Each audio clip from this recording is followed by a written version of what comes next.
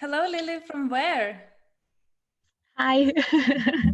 So nice to Hi. have you today for our Refashion podcast episode.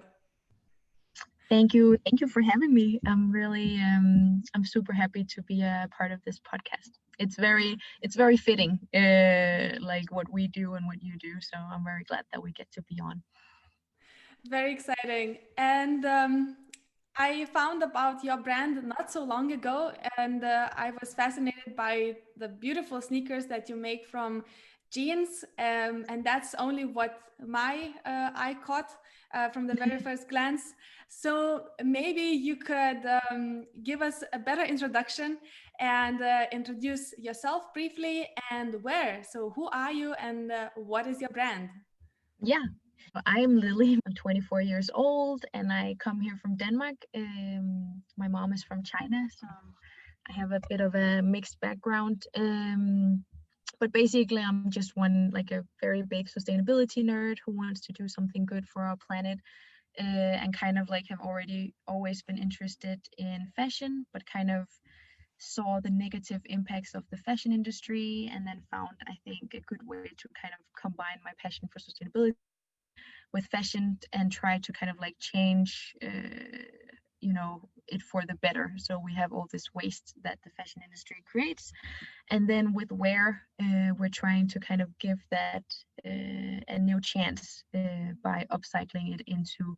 Right now, we're upcycling it into upcycled sneakers, but we like to define ourselves as a textile upcycling startup or company. So sneakers is kind of our first step in our journey towards kind of creating this waste-free fashion revolution. But we definitely are looking into, like what can our next products be.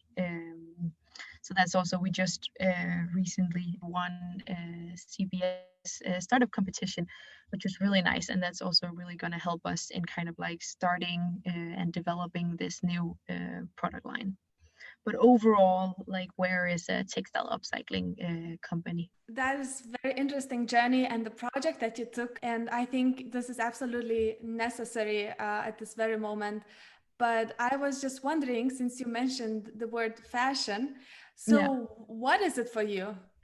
Fashion is like every time, like when I hear the word fashion, I get like very conflicted inside my mind, because I think, like fashion is this amazing thing, like where you can express yourself and you can express your style and you can be creative and you can kind of like show who you are with what you're wearing.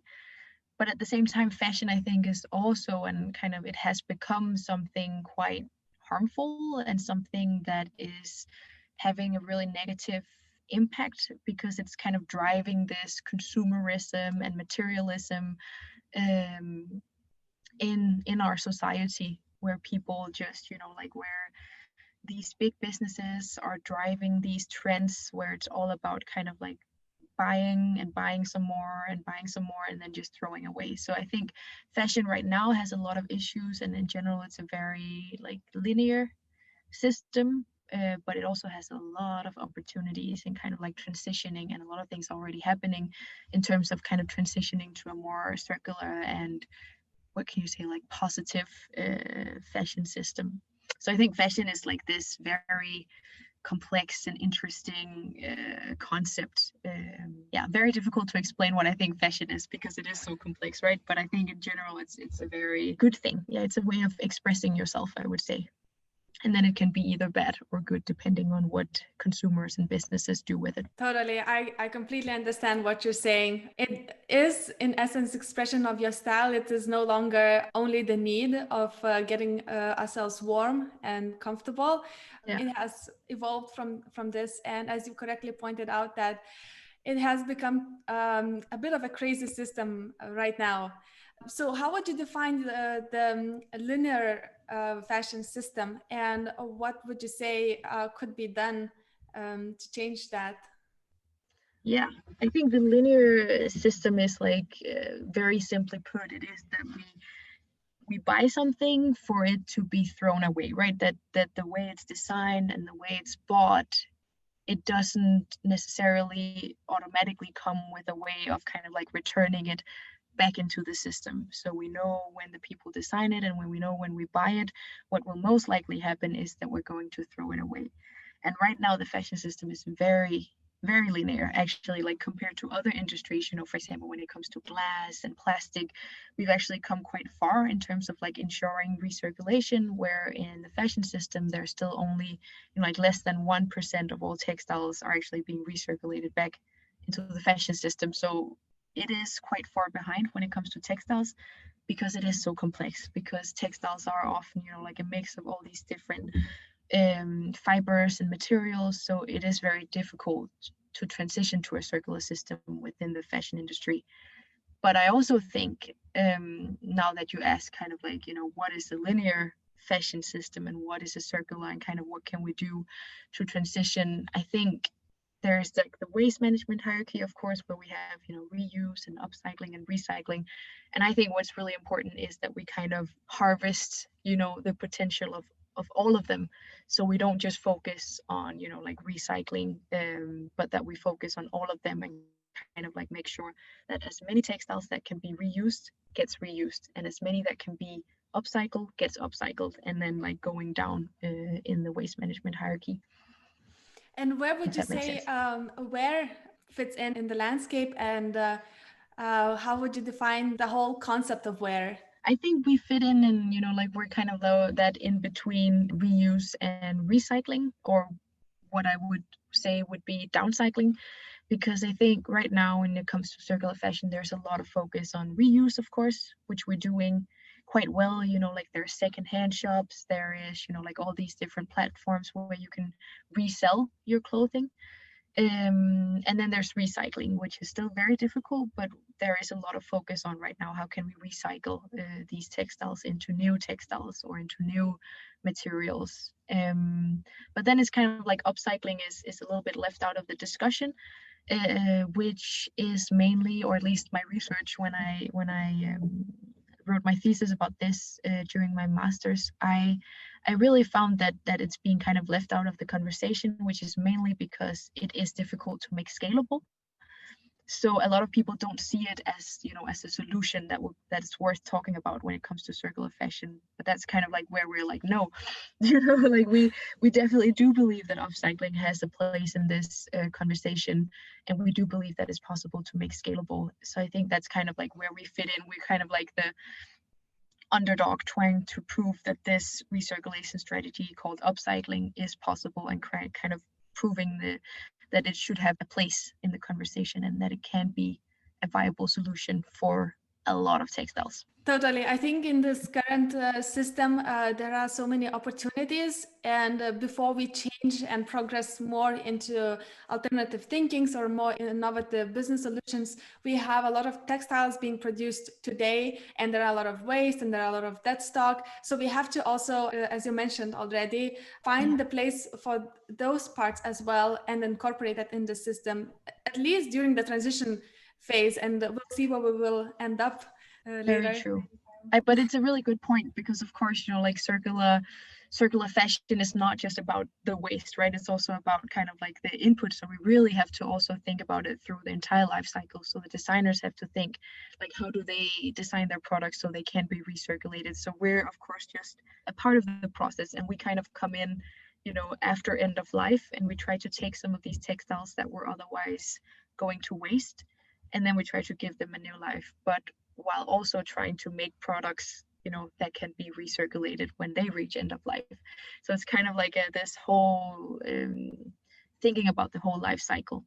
But I think it's quite interesting when you say like transition period, because I kind of like to see it as, like it's a tap, like with just water coming out, but instead of water, it's just textile waste. And like what we really want to do is of course to kind of like turn off the tap, so we don't have any textile waste. That's of course like that's where we want to be as a society, because everything just has to go around and around and never end up as textile waste. But as you say, there is like this transition period, because unfortunately we can't just turn the tap in a second. It will take, unfortunately, years, because we have so much textile waste right now. So kind of it's until we at some point can like turn the faucet completely, that we have to find better solutions and how we can like recirculate all these textiles. True.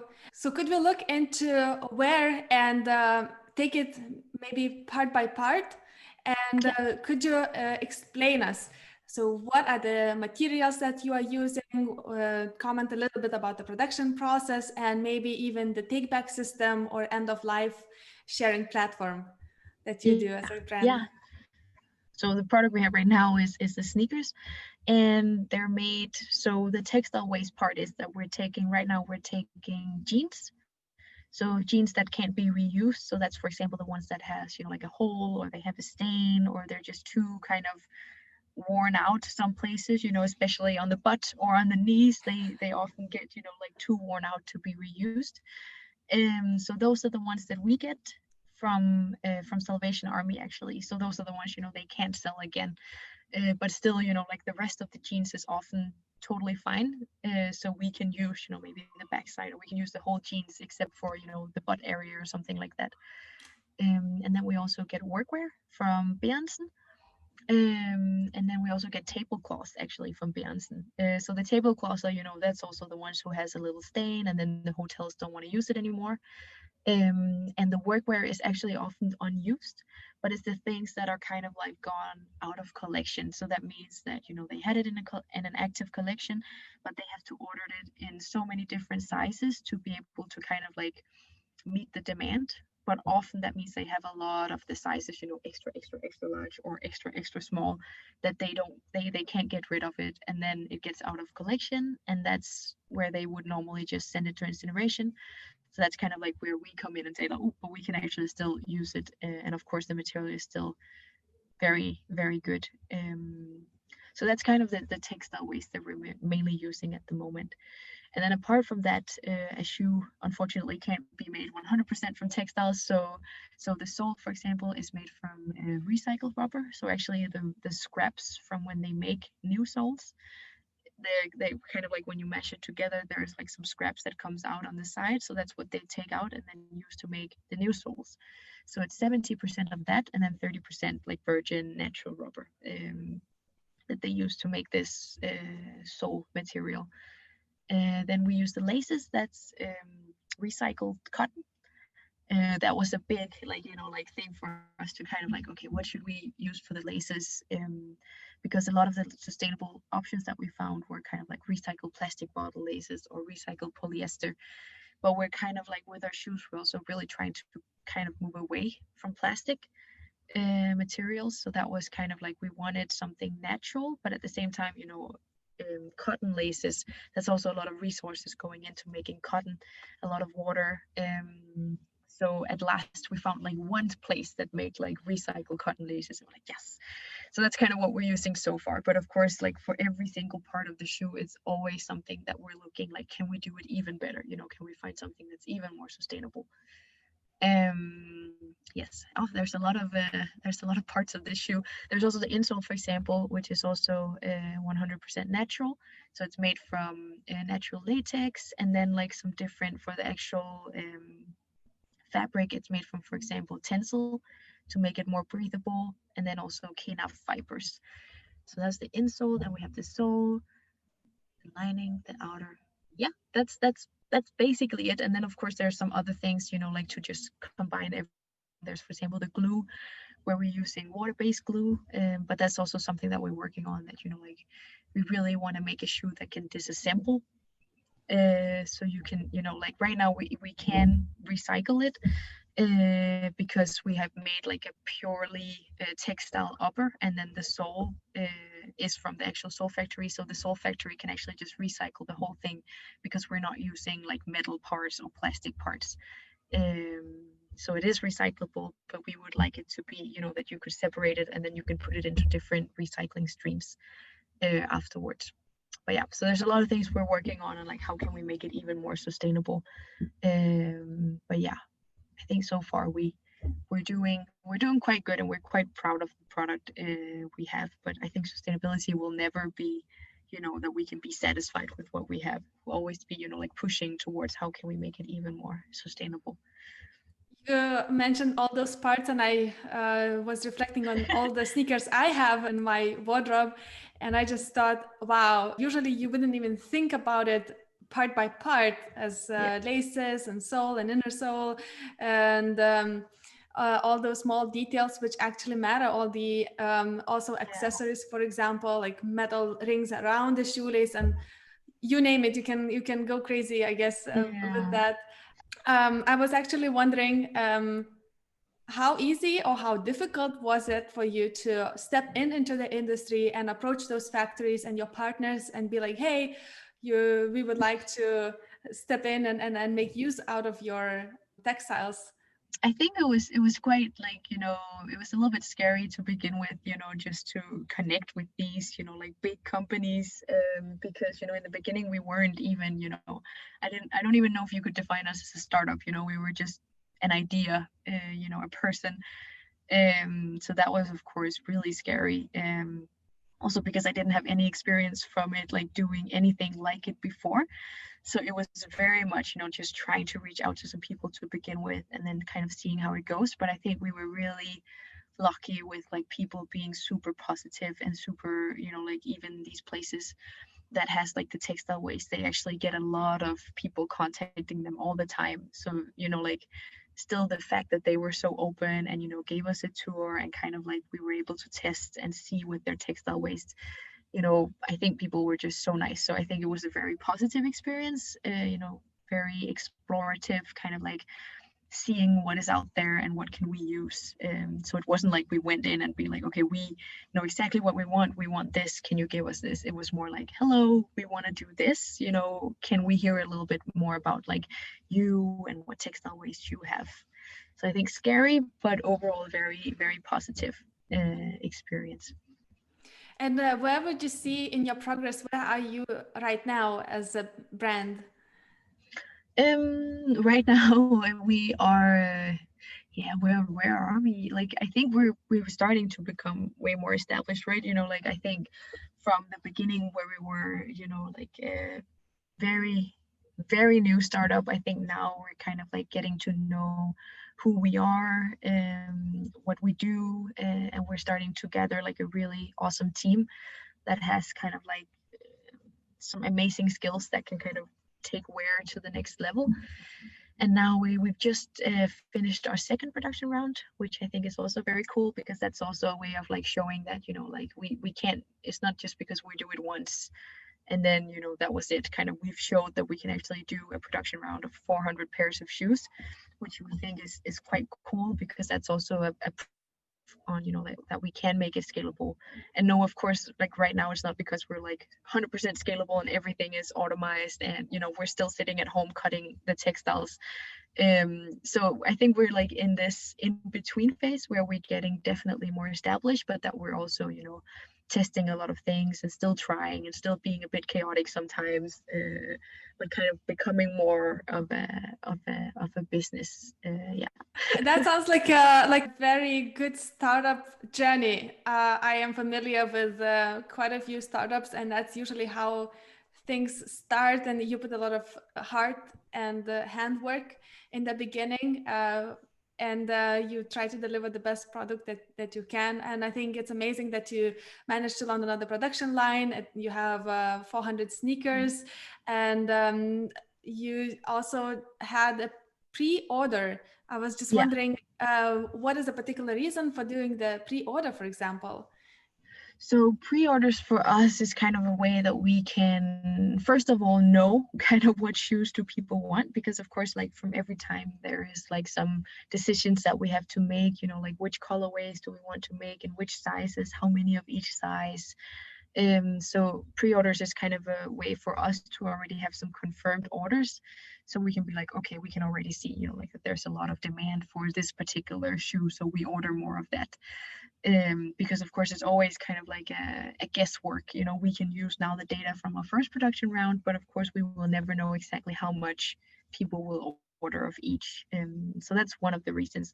And then another reason is, of course, you know, like if people pre-order, then of course we put a lower price because they can't get the shoes right away, but at the same time they can get it for, you know, like now we're selling them for 750 Danish kroner, where for the pre-sales it was 600 kroners, so they don't get them right away.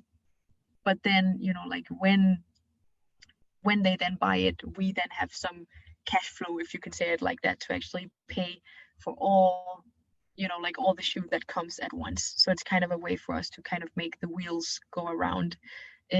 So I won't say like pre-orders is kind of like necessary for us. It's like a life and death situation, but it's a really good thing for like a startup that doesn't have like millions in the bank, to kind of be able, because when you order 400 pairs of shoes, that's a lot of money that you have to put out, like at an instance. So kind of having some pre-orders and having some money already that you can pay for that production round is really a really good thing. So that's something that we will most likely continue with. But at the same time now, for like the first time in Wair history, we actually have shoes, in stock that we can start selling from.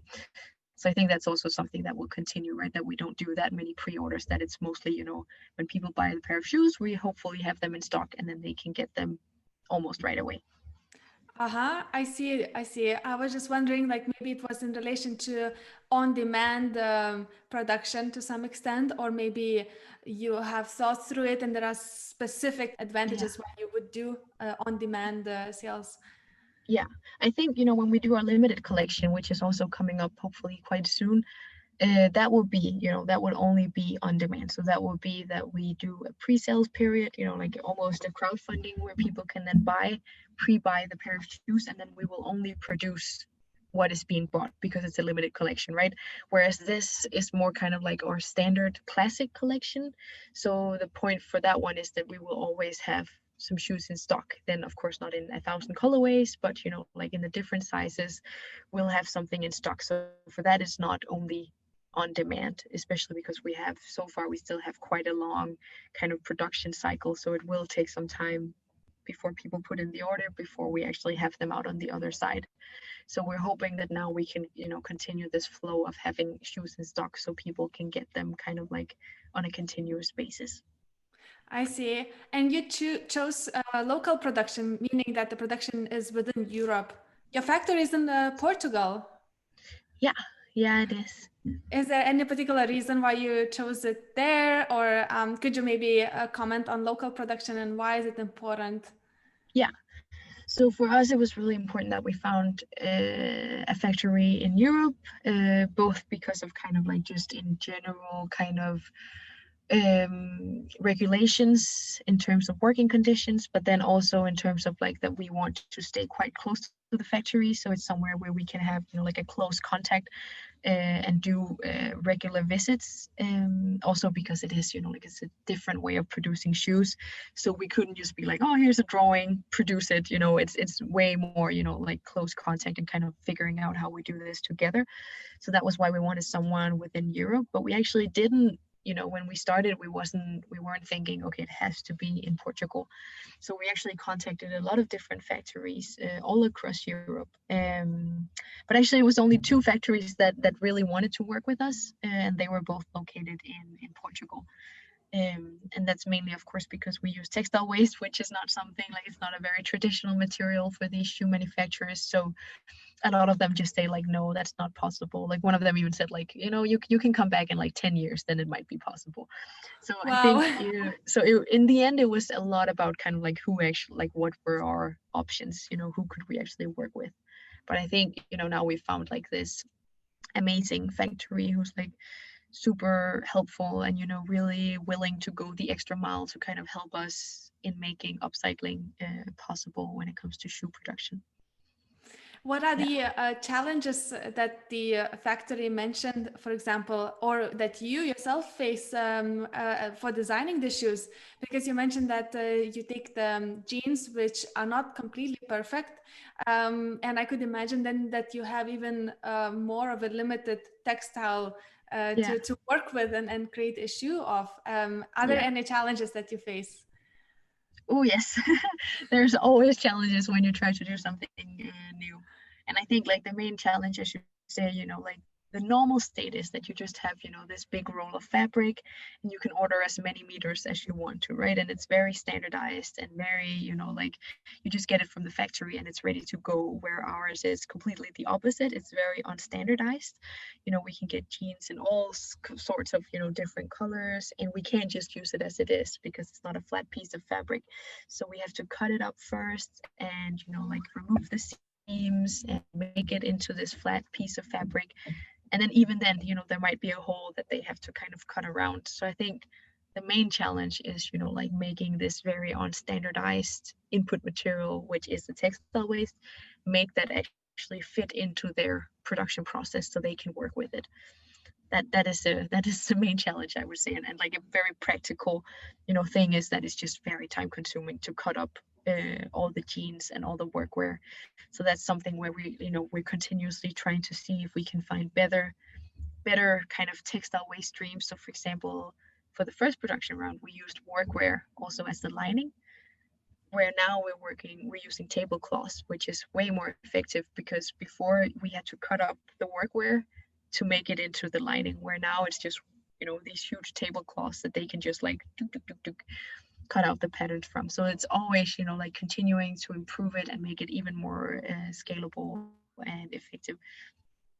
And in that regards, the garment itself, the Yeah. sneakers, they become very unique. So you would, for example, might want to order different sizes, but they may not come in the same color. Is that um, something a part of how it is, or? Yeah, yeah, it is. Of course, it's like it depends on like what, because if it's the jeans, then yes, then there will be color differences. Whereas if it's the workwear, then it would be the same almost, right? But for example, like our white and blue phoenixes, they have, you know, like the white will be the same because that's made from workwear mostly. Unless it's jeans, then it would be a little bit different. But then the blue detail on the side, you know, we even see some of them where it's like on the same shoe and the same detail, it goes from, you know, like this light blue to this even lighter blue because the sun, or, you know, from just, you know, you wearing them, you can see that your jeans is a little bit lighter on the knees, for example.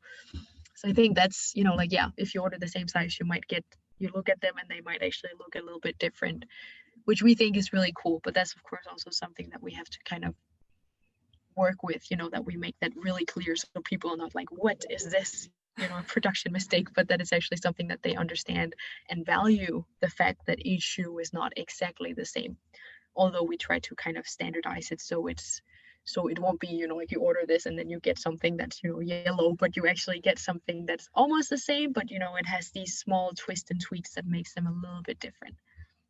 Totally. I get what you're saying because I have reviewed some of your products, and with just a quick look, you couldn't see the differences. You should really look into discovering those color shades or whatever, so everyone can be just calm whenever you get the pair. The pair looks totally fine. It's a solid sneaker pair. It can be Yeah. just small tweaks which would even make the shoes more unique. Um, Another thing, you already mentioned that it was important for you to look at the labor conditions for the factory workers. Could you maybe tell a bit more on that aspect?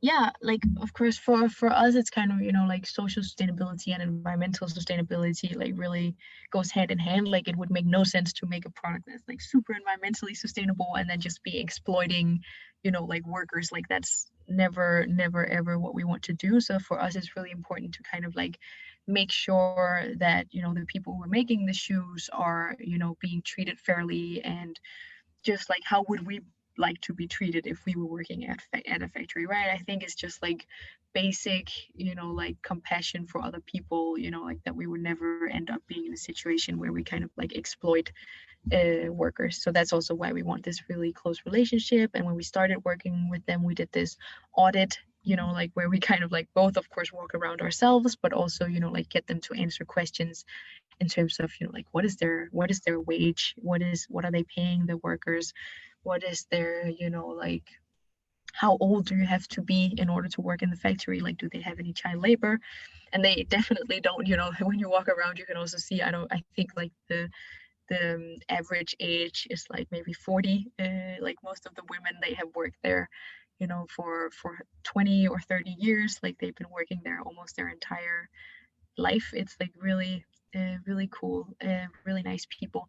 And I think also in terms of like kind of ethical production, I think it's really important, like asking those questions, because one thing is what you see, but it's also, kind of like hearing more about, like what if they get sick? What then happens? Like do they get paid maternity leave and all these different things? So it's been, for us, of course, it's been very helpful to have kind of our advisor, Sujan, on board, because he has a background in CSR and he's used to doing all these like factory checks and making sure, like how do you make sure that they're being treated fairly. So it's been really, really useful to have him on board and kind of help us with that whole process. Yeah, because that's something that's like extremely, extremely important to us and kind of ensuring. I think that's a very important aspect, and it should never be overlooked. And I think also maybe coming from Denmark, where we know how high the standards could be, then it raises even more questions when you go to the factory in another country, and you could reflect and say, okay, does this live up to our standard? Would we like our products to be produced that way? And yeah, absolutely, having a sustainability and CSR expert, I think it's also a huge advantage into making a very detailed examination and not to overlook all the things. Yeah, I think we've been really, like, we're so have him on board, because also, like, one thing is, because as a person, like, you would never, like, want to work with any factory that doesn't treat their workers properly.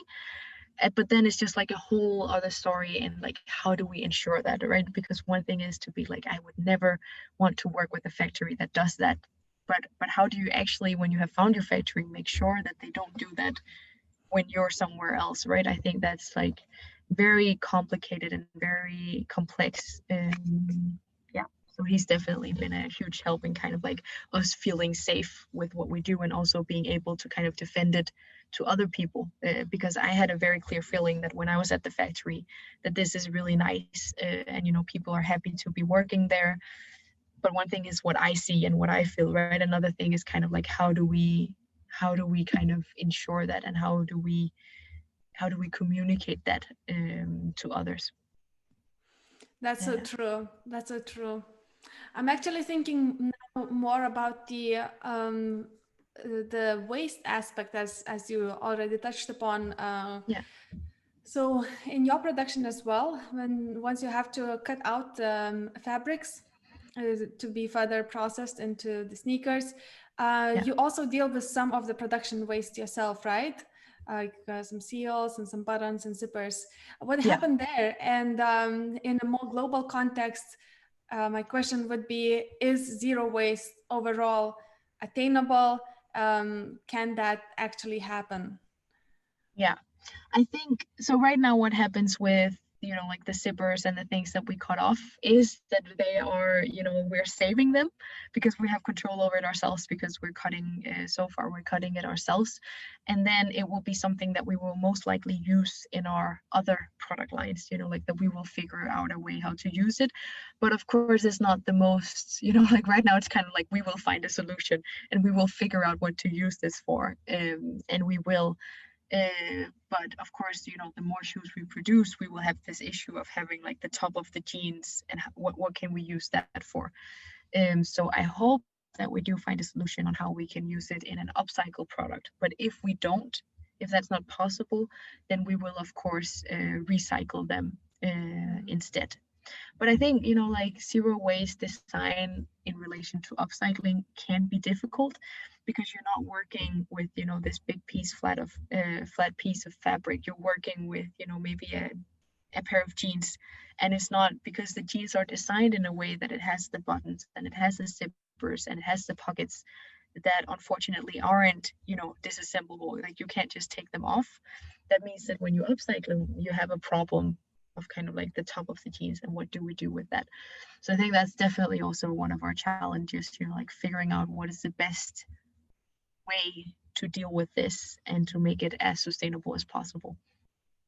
Yeah. I hear you. I think you're on the good path, and you have a lot of those concerns in your mind. And I'm glad to hear that you are taking them into consideration. Of course, you are taking everything step by step, which I think as a fresh startup still, that's a lot to handle at this very moment. But I'm glad But to very hear that you're interesting thinking as well. forward. Yeah, yeah, we're doing everything we can to kind of like, you know, think about how can we make it even more sustainable, because there are a lot of, you know, like things when it comes to upcycling that, you know, like can kind of like make it not as sustainable. So that's really like what we're thinking about, like how can we upcycle but also ensure that we have a product that is like super super sustainable. So Mhm. those like that sometimes there can be like a mismatch, so that's kind of like where we have to choose the right textile waste streams, and we have to use them in products that make sense to use them for. So it's like definitely not, you know, like an easy design process. It's not just like, oh yeah, you know, we designed something and then we just order some textiles. Ours is kind of like the other way around. We have some textile waste and then we see, okay, what can we use this for? And then we just have to design a product that kind of can use as much of this textile as possible, so we limit the waste, you know, as much as possible. But yeah, you just asked like, is it attainable, you know, zero waste? I think it depends on how you define zero waste. Like if zero waste is that, you know, like there are no cutoffs, then I think that is very difficult when it comes to upcycling. But I do think that if you accept cutoffs but then use those cutoffs, you recirculate them as it being either another upcycle product or as it being that we recycle them, then I do think it's possible. I can relate to that, and I think unless we started growing the pattern in particular shape with some kind of material, Yeah. um, and even if we would produce everything in rectangulars and triangles, Yeah. um, that is super hard. So I think a go-to solution as of this very moment is to actually choose the materials and how and make the materials in the first place, so that the fibers could be recycled and put together back again and used again and again, because it's inevitable that we will have those cutoffs in the very beginning. Um, and still talking about the global landscape, who would you say are the most responsible for bringing the change? Who are the ones who should support the circular movement within textiles, and whose interest should that be? Yeah. I'm gonna give you a really annoying answer because I'm going to say everyone, because I don't think that, you know, like it's the responsibility of, you know, like a specific, you know, like group of people or companies or, you know, leaders, political leaders. I think, you know, like for this circular transition to happen, it's so important that we get, you know, everyone on board. You know, we get the startups, but we also get the big businesses and we also get political action behind it, because or else it's just not going to create kind of the change that's necessary.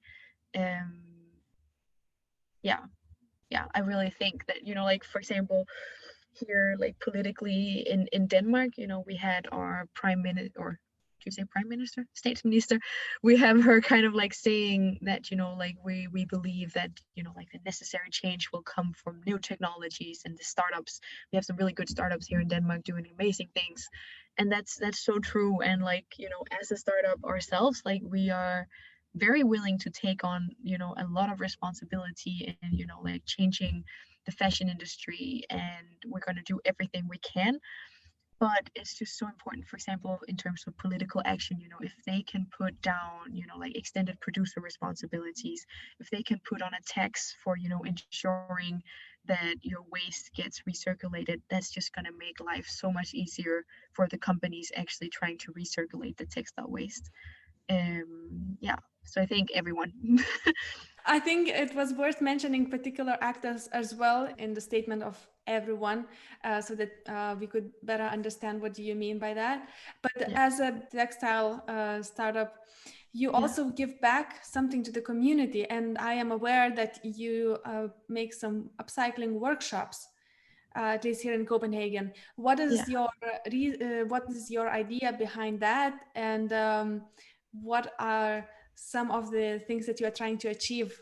Actually, it's quite funny because it's like for us, like the upcycling part is not a way for us to kind of give back to the people. For us, it's actually it started as a business model, because in the beginning it was that we wanted to do it two ways, because we said, okay, how can we make textile upcycling scalable?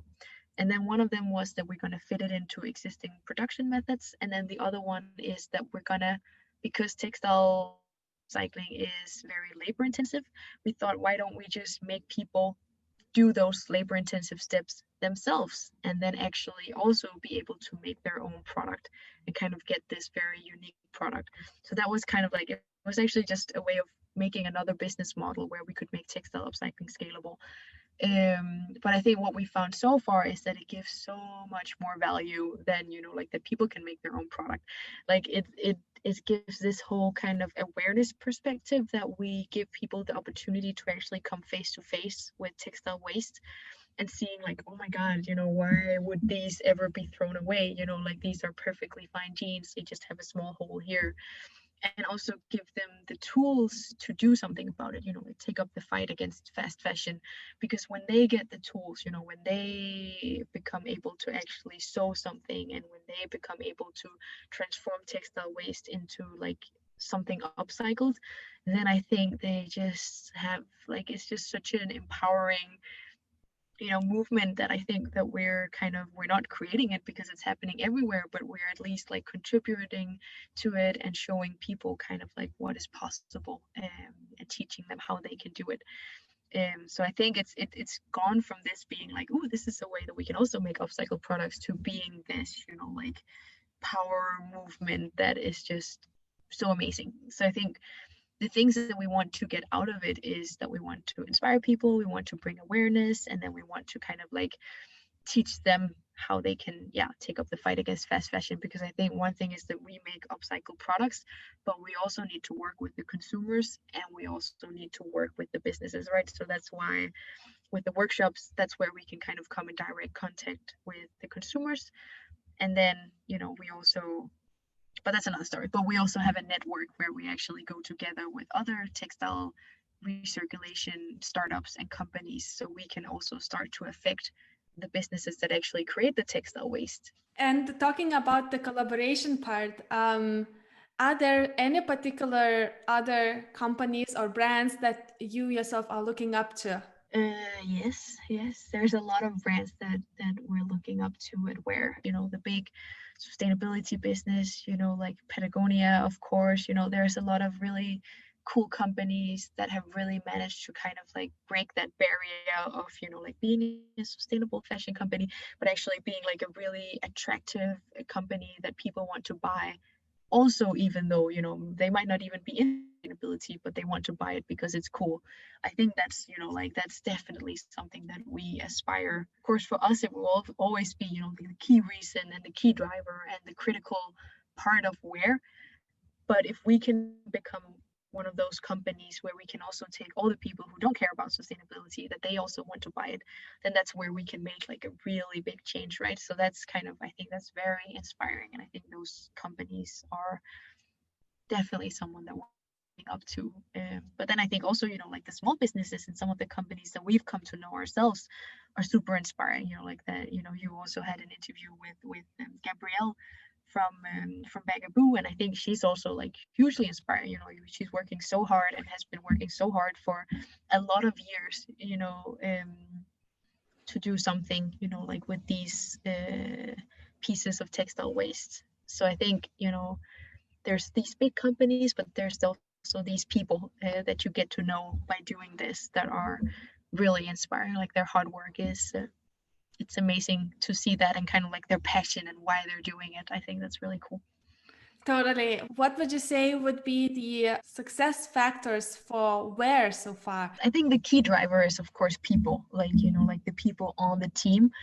So yeah, I think we've been like so lucky to have some amazing people contributing and being a part of Wair, which I think is absolutely critical if we want to achieve anything. Like we need a lot of different skills and a lot of people to actually make Wair, a big player on the sustainable fashion scene. So I think people is definitely, like, I would say, critical. Of course, competitions and funds and grants, like money is definitely also necessary. And then, yeah, like customers is of course also like a critical part. If we want to achieve what we want to achieve, if we want to make a change, we need people to buy the products so we can give the textiles a second chance. So I think like there's a lot of key drivers, and there's a lot of things that needs to come together perfectly in order to make Wair a success. But I think as long as the team is there, and as long as like there's an interest and there's a demand for our products, then I'm sure that we will manage to kind of make Wair a success. Absolutely. And I could just comment that your success and impact has been noticed so far. As you mentioned that you just received the Copenhagen School of Entrepreneurship Award. Also, recently you received SDG Tech Awards Denmark in Fashion and Commerce category. So huge congrats on those two awards that I am aware so far. Thank you. And I was wondering if you have achieved any other awards so far, and what does that mean to your business, and what does it mean going forward?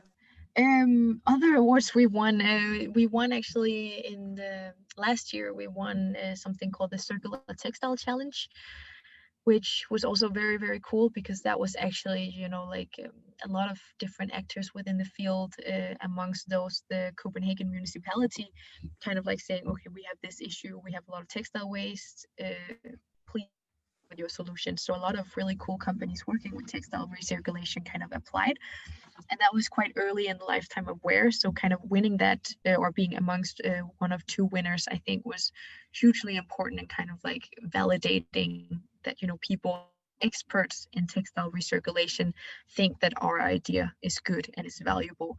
I think was really important for us. So that's like that's one of the companies. We also won something called Spear, which is also very cool. So that's for like growing ideas. So they kind of you do a pitch without any slides or anything, so the people who are present at the event, they kind of vote. So I think that was also really cool, right? Because it's like it wasn't a pitch about like business potential and things like that. It was more about bringing the passion, and then people kind of voting for us because they could see that it made sense to them and it resonated with them. So that was also really cool. So I think in general, like each competition kind of like brings something different and is valuable in its own. Like I think the CBS startup competition was really cool, because like that was incredible to be one of the winners of that, because that kind of shows that they see the business potential, which is something that that upcycling is known for not being recognized as, right? Like something that has business potential. So the fact that like really competent people from CBS are kind of saying that they think it's a good idea, also based on kind of like the scalability and the like the way that we can make a revenue in the future, I think is hugely like very motivating in its own way. So it's always like these different competitions are definitely very motivating for us as a team because of different things. I'm very happy to hear that you have quite an extensive award portfolio, which keep going, and it is a public recognition of the work and impact that you are doing, and that your customers need to find you. They need to hear about you, and they need to hear your story and how do you make an impact, so that they could also tag along and contribute in that way. So now I would like to ask you 5 questions. That's one of the things I do in each of the conversation. And I will ask you a question one by one, and you will just have to fill in the last bit. Yeah. All right, let's start then. Yes, I'm ready. Nice. To me, sustainability is... That's a tough one. It's complex. I would say like sustainability for me is when we're doing something that's actually good and not just less bad. You know, we're doing something that's regenerative, we're doing something where we're, for example, for us, you know, we're turning something that was supposed to become wasted into something of value, you know, sustainability itself, you know, things that can sustain the planet and is not doing any damage to kind of our whole system. In its essence, it's about, you know, like how do we do something that's good. And I think as a society, we're doing so many things that are bad. You know, every single day we have a negative impact. So how can we move to a system where what we do is actually something that's positive for the planet and the people? I support your way of looking into sustainability as a concept, and I also agree that it is very complex. In essence, yes, we should do more good than just trying to be less bad. Yeah. But let's move on to the next question. And this leads us to one thing that I would like to see more of in the world is Then I could just say the same, right? You know, some good solutions.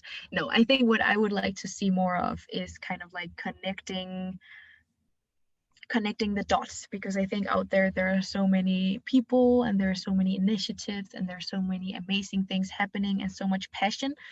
But I think sometimes, you know, like people don't know exactly what to do because sustainability is so complex. So I think what we need is a lot of, you know, like connecting the dots so people can do what they actually want to do and they can have the positive impact that they actually want to have. And I think that there's a lot of good companies out there working on that, but I think we need much more of that. And we need people to come together and create solutions together. So it's not just a lot of individual people doing a little bit here and there, but a lot of people coming together and actually making a big impact. totally, totally. I'm a huge supporter on that too. Network and circular fashion landscape is one of the key areas, as you mentioned. They have to work together. People have to come into a discussion and see how they can each contribute and help. Exactly. All right, next one. For a complete beginner in the sustainability area, I would suggest to start off with Learning. learning. Yeah, I think, you know, the first step is to become informed about what is happening, because again, you know, sustainability is so complex and there are so much to kind of like understand. And you know, of course, I think I would say learning, and then I would also just say, you know, like just start. You know, like you don't have to be perfect. You can just start with something, you know, like choose something that you want to improve. It could be like your waste, it could be, you know, your fashion consumption, it could be, you know, anything, but as long as you get started. So don't get scared about the information part, but of course, you know, getting informed is also like a critical part of actually being able to do something that makes a positive difference. So those two combined. Awesome. That's very strong advice. Next one. Every sustainable business. Oh, there's so many things I want to say here. I would say like should never like lose, like should focus on, you know, like retaining their fire, you know, like their why and their passion. Because I think, you know, when you are a sustainable business and you're doing this because of a problem, right? You're doing something because you want to do something better, you want to do, you know, you want to solve this environmental or social problem. I think it's just so important because things very quickly become very, you know, like business. And I think for me personally as well, it's like every day it's so important to kind of like keep reminding myself, you know, like why am I doing this? Because that's what, you know, like keeps me, and I think keeps, hopefully keeps, you know, like people who really want to change, it keeps them going, because it's hard and it's tough and it's a lot of work. But I think that, you know, like if we keep kind of like reminding ourselves of why we're doing it and the difference we can make, then I think, yeah, I think that's really important. And I think you can very quickly lose it if you don't kind of like actually set time aside to kind of keep that fire burning. I can only agree. I can only agree. I guess also for you, right? Yours is also, like a sustainable business that's trying to do something good. And, sometimes it's, like it's hard, and sometimes it's like, what I am doing, is it making a difference, right? So I think, it's just so important to be able to kind of continue also when it's hard. It's just, like to keep reminding yourself of, like the reason and the impact it can have. Very well said. I'm on the same page. Yeah. So then the last one, a bit more positive one. In 2 to 3 years, I see Wair. I see Wair as a, key player in kind of like making upcycling scalable. And I would say not just upcycling scalable, but ensuring, like recirculation of a lot of textiles. So that's of course one like a major part of what we will become aware, a key player in kind of the sustainable fashion scene, but also I would say in the normal fashion scene, that people who want to buy a pair of sneakers that they find Wair, and they're like, oh, that's a pair of cool sneakers, and oh my god, they're also super sustainable. But then on the other hand, I think what I really would like to see Wair as is kind of like being also this, what can you say, also affecting the other way. So we're not just looking downstream, but that we're also looking upstream, and we can actually affect some of those key players, and we can affect the way that they make textiles so that they become easier to recirculate when they reach end of life. And kind of like being a big part, and kind of keep the ball rolling with networks that ensure that we can recirculate textile waste at a high like quality level. Yeah, so hopefully a big player overall in the kind of circular fashion agenda, both in terms of what we're doing, but also in terms of like the conversations we're creating, and kind of the impact we're making. I would just say, keep it up, keep it up. You have the fire in you. You have all the means and the people supporting it. So just keep on going, and you will get to the place where you want to be. We'll do our best. And same to you. Thank you. So now, for the end of our conversation, what would you say are the 3 key takeaways you would like everyone to take from our conversation today? First takeaway is that like upcycling is really important if we want to make a circular transition of the fashion industry, and it's something that we need to figure out how we can make it a possible solution for all the mountains of the imperfect textiles, the ones that cannot be reused, because there is so much textile waste that can't be reused. So how can we ensure that that gets upcycled? Then I think second one is, in order to get started, like if you're a beginner in kind of like this whole sustainability scene, then I think it's like a key takeaway, just get started. You need to be informed about what you do. So of course, read a lot of articles, read a lot of books. There's so much material out there, but definitely also just get started on doing something. I think having the sustainability purpose in your life is like amazing. It's something that can really get you out of bed every single morning and feel like you're actually accomplishing and doing something important with your life. So definitely just get started on that journey if you're not already on it, which I guess most of your listeners already are. And then I think like if you are already started on this journey on like sustainability in whatever scene it is, then I think an important key takeaway is also like think about how you can connect the dots. Like think about how you can start something where you can connect the dots, or on how you can become a part of something bigger, so you can kind of like, what can you say, like multiply and even like really accentuate your impact, and kind of make it really big, because we need that a lot.